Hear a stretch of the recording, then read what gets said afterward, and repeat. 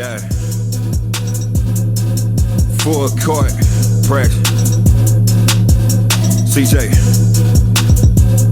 Yeah, what we talking about? 94 feet, crossover bodies, dropping J's up. Players this elite, your shots on body blocking halftime. We break it down, we gon' call your bluff, it's past time. You recognize, boy, press. We got the heat down in Florida with the keys. Guess we the best. Magic, we flash with them fans, listen, won't see the best. Show rise from the airwaves like all stars in them stairways. Local rockin', we not stopping, got hot topics like every day. Them trades hit that deadline, my team chasing the big range, we ball, check that headline. Don't mess it up when you pick teams, the only station giving y'all that info with that real talk. Don't be trying to contest it, go toe to toe and get wheeled off. We shooting from deeper than that report from the bleachers. If you ain't on your game, then we got something to teach you. Tie your laces up, might get shook up out of them sneakers. That triple threat, bless your eardrum straight out of your speakers. Go from that black top to the hardwood, locker room to that press day. Got the scoop on them contracts, new prospects and best plays.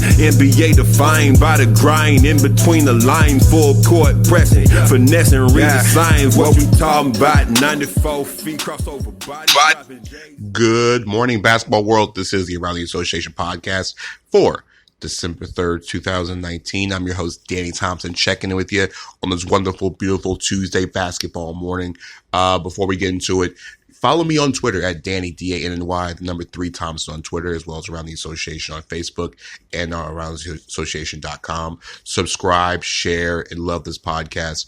You can find this podcast pretty much anywhere. All podcasts are formatted on iHeartRadio, as well as iTunes, as well as Spotify, Spreaker, Google Podcasts, Podomatic, any place where podcasts are. Go ahead and share, love, and pass on the podcast to anybody you know. So, for the next few minutes, we'll catch you back up on everything you missed on Monday night's action in the NBA. It was a pretty memorable night in the NBA last night. We had 6 games on the schedule last night, capped off by the best team in the NBA, the Milwaukee Bucks, destroying the New York Knicks last night, 132-88 out at Fiserv Center last night, out in Milwaukee. It was pretty much an easy night for Giannis and company. Giannis, 29 points and 15 rebounds, only 21 minutes. He had a double-double midway through the second quarter, his 20th double-double of the season. He has 20 double-doubles in 21 games this season. That can just tell you how dominant he's been this season. The Knicks were never in it. They won, like I said, winning again by over 40 points. The second time that has happened back-to-back, first time in franchise history that the Bucks have actually won back-to-back games by over 40 points. It was bad. I mean, when David Fizdale's one of the first things that David Fizdale's press conference was, I don't feel like we came in here with the idea we can beat this team. That should tell you something's not right. Who knows how long Fizdale's going to be in charge of this thing. It wasn't pretty last night. The Bucks got pretty much contributions from everybody. They had 6 guys in double figures, including 4 guys off the bench. We know that they had way more bench scoring than starters last night. Giannis at 29 and 15. Chris Middleton returned to the starting lineup. He knocked down 16 points and 7 rebounds, only 17 minutes of action. They also even got DJ Wilson scored a career-high 19 points, and they also got 14 points from George Hill in the game. Knicks were led by Julius Randle had 19 points, and also Damian Dotson had 15 points for the Knicks, who are just completely getting obliterated on a nightly basis. Bucks, like I said, continue to go 18-3. To 18-3, they're the best team in the NBA. The other matchup involving 2 teams above 500, the Philadelphia 76ers took care of the Utah Jazz 103-94. A big defensive effort from the Sixers. Had a huge lead, almost let the Jazz back in it. Jazz cut the lead to under 10 in the fourth quarter, but the Sixers used defense and a couple big 3-pointers in their huge victory. James Ennis knocked down one late in the fourth quarter. Tobias Harris at 26 points to lead the Sixers in the game last night. Al Horford at 17 points. Sixers have won 8 of their last 9, and also now have the NBA's best home record at 10-0 because not every team has won 10 games at home this season. The Jazz, like I said, they played better, way better than they did the other night. They were down by as many as 40 of the Raptors on Sunday night. They kept the lead down to 18. Really big game for the Sixers at home. Like I said, another big effort. Jazz were led by Rudy Gobert's 27 points, 12 rebounds. Like I said, the Sixers got 26 from Harris, 17 from Horford. Joel Embiid struggled offensively, going against, of course, one of the best centers in the NBA, and Rudy Gobert. He had 16 points, 11 rebounds, but he shot 5 of 13. Ben Simmons was just everywhere on the floor last night. 14 points, 9 assists, 8 rebounds, and 4 more steals. Simmons is now leading the NBA in total steals, and that'll be mentioned in an article coming out later on today, because Ben Simmons has been doing everything and has become one of the best defensive players in the NBA in the process. We'll recap the rest of the night in the NBA. We'll start in Charlotte. The Charlotte Hornets just could not figure out ways to close out games. They did it again last night. The Hornets have found ways to not close out, like I said, just to not be able to get leads and then not be able to hold them. They were down as many as 20 points to the Phoenix Suns last night. Suns finished the game on a 12-0 run. Big three-pointer by Kelly Oubre late in the game. Suns beat the Hornets 109-104. Oubre and Devin Booker both scored 23 points in the game. Marvin Williams had a season-high 22 for the Hornets last night. But like I said, once again, it was just a night where it wasn't pretty. The Hornets have found ways to lose games. Oubre knocked down, like I said, big shots, including 2 3-pointers in the final 55 seconds. Basically saving themselves after blowing a 20-point lead at one point in this game. The Buzz did fight back in this game, but just so happens when you fight back being down so many points, you run out of energy. Devontae Graham had 15 points and 12 assists. Problem was he was 1 for 10 from the 3-point line. Had a huge turnover in the game. Hornets were down by one in the fourth quarter. Had a chance to win the game. PJ Washington handed off the ball to Graham. The ball rolled off his legs, and then Rubio knocked down free throws, and then that was pretty much it. James Borrego knew that, also, there was more than just the turnover. They had some huge mistakes, including boxing out on one major free throw, which allowed the Suns to regain the rebound and also close out the game. And, it's not a bad thing. It's not a good thing when you get out-rebounded. I'm sorry, it's not a good thing for the Hornets when you out-rebound a team by 16 and can't win at home. Suns now go to 9-10 on the season. Hawks took care of the Warriors 104-79. Hawks ended their 10-game losing streak. Trae Young, 24 points, 7 assists. They got 18 points from DeAndre Hunter. This wasn't, of course, Golden State still struggling. Outside Eric Pascal, who had 24 points, 9 rebounds, 6 assists. The rest of the team struggled. It was not a good night for them. Like I said, Pascal was 9 of 11 from the floor. But you take away his 9-11 from the floor, they were 24 for 72 shooting last night. It was not pretty for the Warriors. Great Hawks defense last night. They got contributions from Damian Jones against his former team, 16 points and 8 rebounds. Alex Len had 11 points also for the Hawks. Hawks snap a 10-game losing streak. Warriors are now still the NBA's worst team at 4-18. Out in Memphis, the Grizzlies shorthanded, without 2 of their key rookies, and also guys like Jonas Valanciunas, among others, fell to Indiana Pacers 117-104 last night out in Memphis. Domantas Sabonis had led 7 guys in double figures. He had 18. It was a team. I guess this was a team effort. Like I said, when you have a whole bunch of guys in double figures last night, you're going to win games. Malcolm Brogdon had 19 points, 9 rebounds, 6 assists, also to pace the Pacers in this game. Grizzlies were led by 31 points from Jaren Jackson, a season-high 22 from Solomon Hill. Like I said, the Pacers just used balance, and they dominate the majority of this game. And the Grizzlies couldn't get back into it. They were down early, and they never regained the lead. Had the lead early in the second quarter, never really got back into the game. The lead got cut down to under 10 in the third quarter, and that was just pretty much it. Pacers are now on the season. They're at 13-7, while the Grizzlies are now 6-14. Final game of the night on Monday night, you have the Chicago Bulls beat the Sacramento Kings 113-106. Zach LaVine had 28 points, and Lauri Markkanen finally had a sighting last night, 20 points and 7 rebounds, looking like the Lauri Markkanen of old. The Bulls found ways to keep themselves kept the lead. They won a close one. But the Bulls in this game had a huge lead in this game, led by 19 in the second half. They had committed 8 turnovers in the fourth quarter. It looked like another Bulls collapse. Buddy Hield got the lead down to 2 with 2 minutes left in the game. Lauri Markkanen knocked down some free throws, and he hit a 3-pointer, while Yield missed 3 shots in the final minute. From the 3-point line, could not keep the Kings in it. They couldn't find any more home magic after beating the Denver Nuggets on Saturday.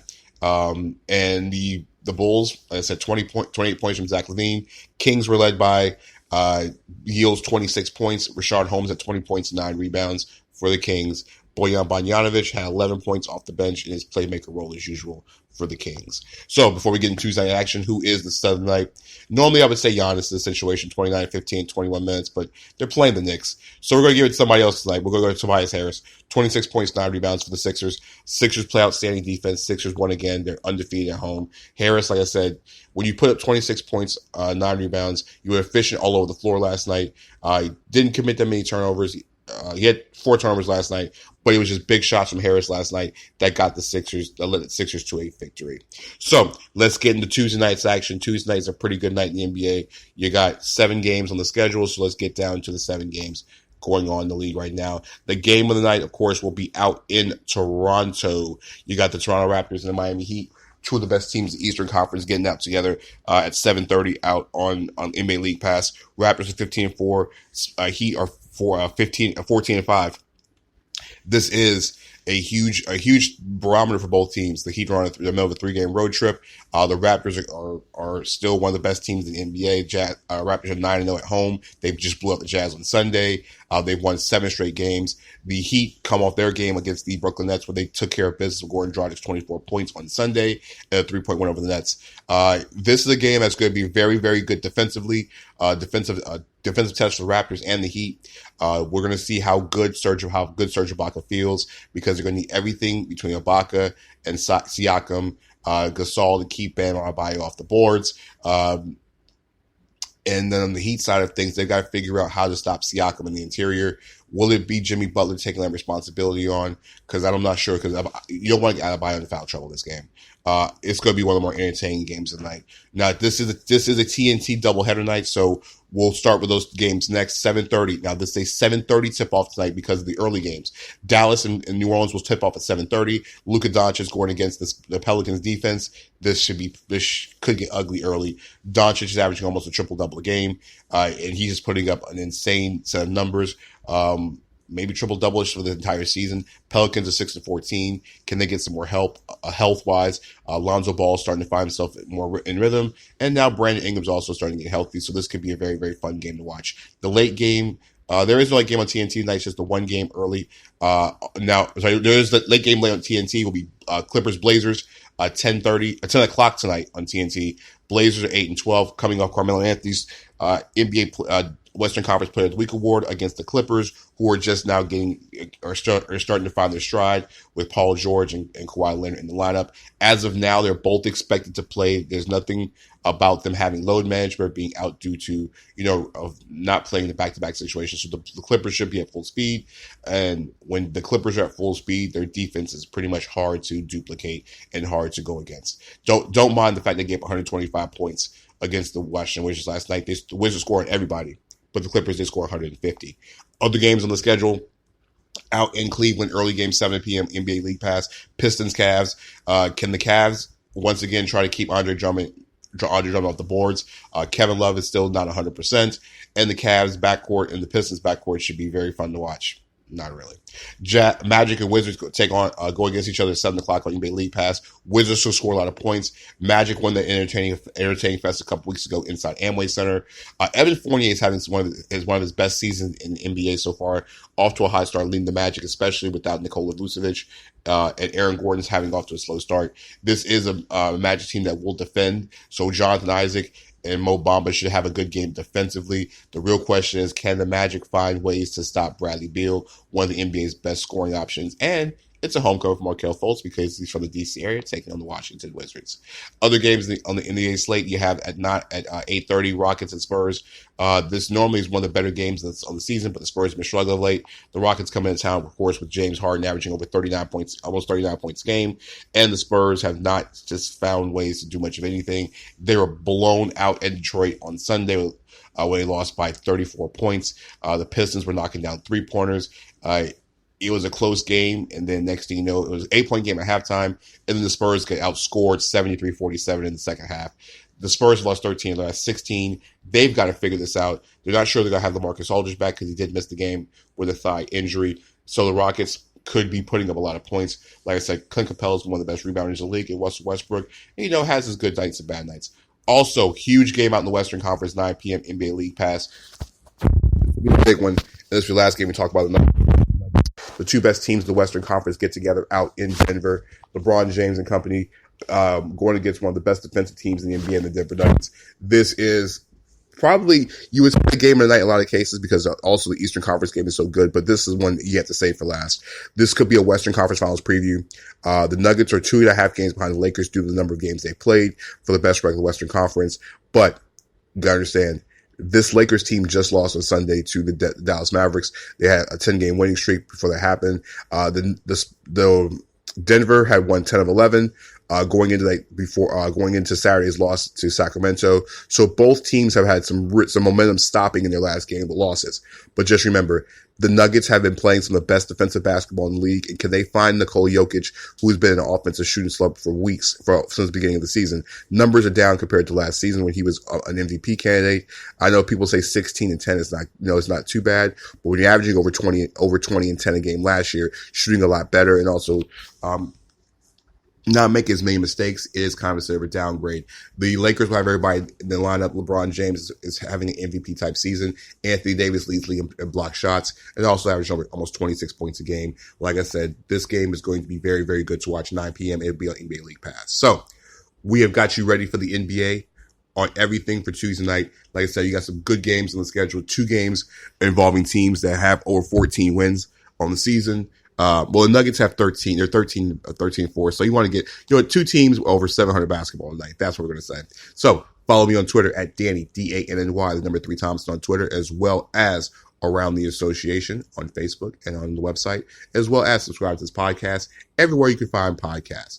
We'll catch you guys out tomorrow. Check us out. Like I said, there'll be an article with my awards coming up hopefully today. Catch you guys later.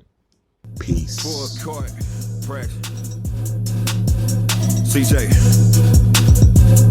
Yeah, what we talking about? 94 feet, crossover bodies, dropping J's up. Players, this elite, your shots on body.